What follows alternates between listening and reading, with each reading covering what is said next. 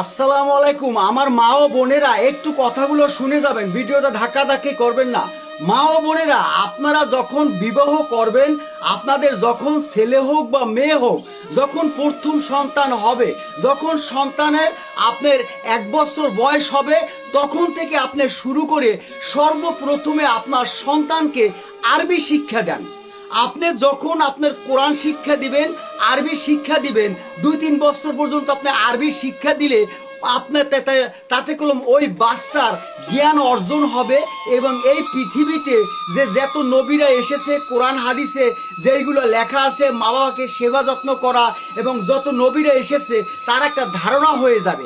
এখন যদি আপনার বাচ্চার, যদি আপনার সন্তানের যদি 5 বছর বয়স হয়, আপনি ধরেই কেজি স্কুলে ভর্তি করান, ও আপনার ইংলিশ মিডিয়াতে লেখাপড়া করান, দেখেন আপনার এই ভিডিওটা করার মানে হচ্ছে এটাই যে আপনার একটা মায়ের 3টা সন্তান, একটা হচ্ছে সচিবালয়ে চাকরি করে, আর একটা কোটি কোটি টাকার মালিক বিদেশে থাকে, আর একটা আছে বাংলাদেশে, এটা কি প্রতিষ্ঠানে জানি চাকরি করে, ভালো ভালো পর্যায়ে তার সন্তানগুলো চাকরি করে। কিন্তু ঈদের দিন তার মা একাই কলম ওই ঘরের ভিতরে ছিল।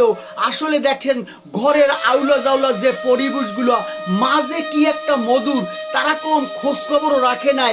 মায়ের মনে কষ্ট দিলে কখনো আল্লাহ পাক রব্বিল আলামিন আপনাকে জান্নাতে প্রবেশ করতে দিবে না। আসলে আমরাও তো কোনো এক সময় ছেলে ছিলাম, আমাদের মা বাবাও কলম ওই ছোটবেলাতে আমাদেরকে কি আরবি শিক্ষা দিয়েছে, যার জন্য বাবা মৃত্যুবরণ করেছে।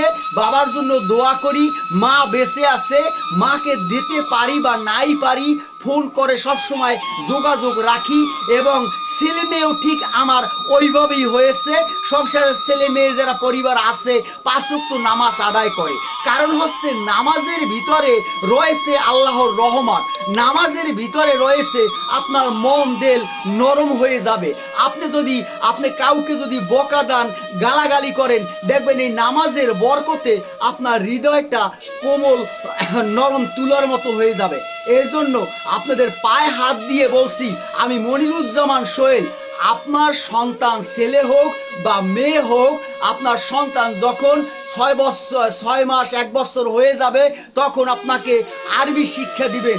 আপনি যদি সন্তানকে আরবি শিক্ষা দেন, আপনি যদি সন্তানকে নামাজ শিক্ষা দেন, আপনি যদি সন্তানকে ইসলাম নিয়ে কথা বলা শিক্ষা দেন, আপনি যদি প্রতি কথায় কথায় নামাজ, দোয়া, দুরুদ, নবীরা এসেছিল পৃথিবীতে, কত কষ্ট করে গেছে, এই ধরনের সন্তানকে সবসময় শিক্ষা দেন, তাহলে কলম ওই সন্তান যখন উচ্চ শিক্ষা অর্জন করবে, কোটি কোটি টাকা ইনকাম করবে, কিন্তু ওই মায়ের কথা স্মরণ করবে, ওই বাবার কথা স্মরণ করবে, ওই পাড়া প্রতিবেশীর কথা স্মরণ করবে, নিজের আত্মীয় স্বজন যারা গরিব রয়েছে তাদের কথা স্মরণ করবে। যদি সত্যি আপনি ভিডিওটা পুরোপুরি দেখেন, আপনার পায়ে হাত দিয়ে বলছি, এই ভিডিওটা যদি আপনি শেয়ার করে সবাইকে দেখার সুযোগ করে দেন, তাহলে কোনো আপনার এই সওয়াবের ভাগীদার হবেন। কারণ হচ্ছে আমি কলম ইসলাম নিয়ে ভিডিও তৈরি করেছি, ইসলামের কথা বলেছি, মা বাবার কথা বলেছি, নবীদের কথা বলেছি। এর জন্য এই ধরনের ভিডিও আপনারা যেখানেই দেখবেন, শুধু আমি নয়, যে কোনো মানুষ ইসলামের দাওয়াত দিয়ে ভিডিও তৈরি করবে, ওই ভিডিওটা আপনি অবশ্যই শেয়ার করবেন।